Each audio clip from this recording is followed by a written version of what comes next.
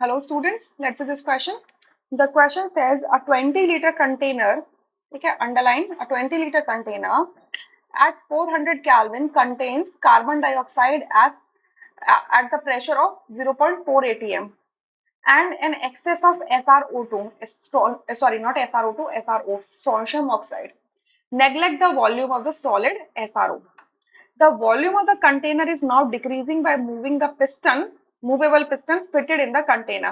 तो आपका ये जो कंटेनर है, इस कंटेनर का जो इनिशियल वॉल्यूम है दैट इज V1, कितना है 20 लीटर्स है। अब इसके पिस्टन को क्या कर रहे हैं, मूव कर रहे हैं, तो इसका जो वॉल्यूम आ गया है वो कितना आ गया है V2। ठीक है, इसकी वैल्यू हमें पता नहीं है, let's say it is X। ठीक है, अच्छा।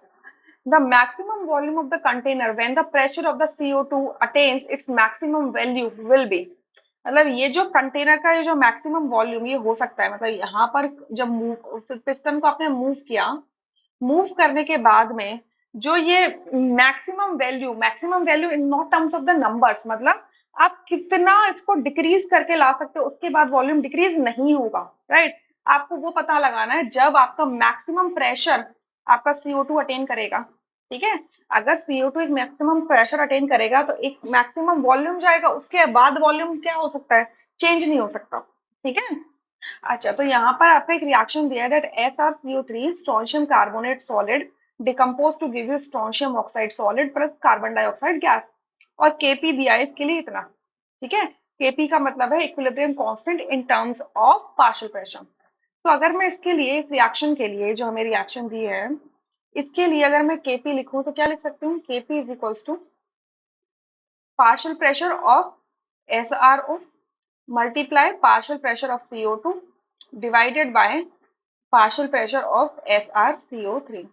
अब देखो जो SrCO3 है और SrO दोनों सॉलिड है, तो partial pressure of SrCO3 is equals to partial pressure of SrO क्या हो जाएगा, 1 होगा, क्योंकि ये सॉलिड है, इनका पार्शियल प्रेशर चेंज नहीं होगा। Clear, so ultimately Kp is equals to क्या होगा, पार्शियल प्रेशर ऑफ CO2। ठीक है, इक्विलिब्रियम पे बात कर रहे हैं, एंड Kp की वैल्यू कितनी है, 1.6 है, यानी कि पार्शियल प्रेशर ऑफ CO2 क्या निकल के आया, 1.6 atm निकल के आया। ये आपका मैक्सिमम पार्शियल प्रेशर होगा किसका, कार्बन डाइऑक्साइड का, इस इक्विलिब्रियम कंडीशन पे। ठीक है, इक्विलिब्रियम हो चुका है, उसके बाद ये मैक्सिमम प्रेशर भी अटेन कर लेगा CO2। सो अगर ये प्रेशर मैक्सिमम है, ठीक है, और इनिशियली आपका जो प्रेशर कितना था CO2 का, इतना था, इनिशियल वॉल्यूम आपका इतना था, तो आप ये V2 निकाल सकते हो according to Boyle's law. Boyle's law क्या कहता है, that at constant temperature that is 400 kelvin, ठीक है, आप क्या कर रहे हो, प्रेशर और वॉल्यूम को रिलेट कर रहे हो। So what we know that P1 V1 is equals to P2 V2 होगा। सो V2 क्या हो जाएगा, P1 V1 upon P2। P1 यहाँ पे देख लो क्या है, इसका जो इनिशियल प्रेशर है वो कितना है, 0.4 atm। ठीक है, एंड ये क्या है आपका P2 है, it is equals to P2। So P1 कितना है 0.4, V1 कितना है 20 लीटर्स, और P2 कितना है आपका 1.6।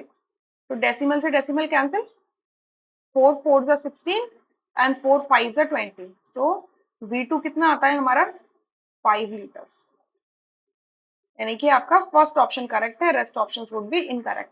यानी कि जब आप इस वेसल के अंदर, वेसल का जो वॉल्यूम था 20 लीटर था, जिसके अंदर कार्बन डाइऑक्साइड प्रेजेंट थी 0.4 एटमॉस्फेरिक प्रेशर पर, तो आपने जब पिस्टन को नीचे की तरफ धकेला तो वॉल्यूम कम हो जाएगा। तो ये जो मिनिमम वॉल्यूम, और I can say maximum volume with respect to the maximum pressure, जो वॉल्यूम डिक्रीज होगा तो प्रेशर इंक्रीज करेगा ना, तो 0.4 से जब प्रेशर इंक्रीज करके 1.6 एटीएम गया है, तो इसका प्रेशर इंक्रीज किया है, तो जो इसका मैक्सिमम प्रेशर के रिस्पेक्ट में जो इसका मैक्सिमम वॉल्यूम कंटेनर का हो सकता है, उसके अलावा और वॉल्यूम कम नहीं हो सकता। ठीक है, मतलब आप चाहो कि वॉल्यूम यहाँ पहुंच जाए, तो ये वॉल्यूम इस वाली लाइन में नहीं पहुंचेगा। ठीक है, इस वाली लाइन में वॉल्यूम नहीं पहुंचेगा।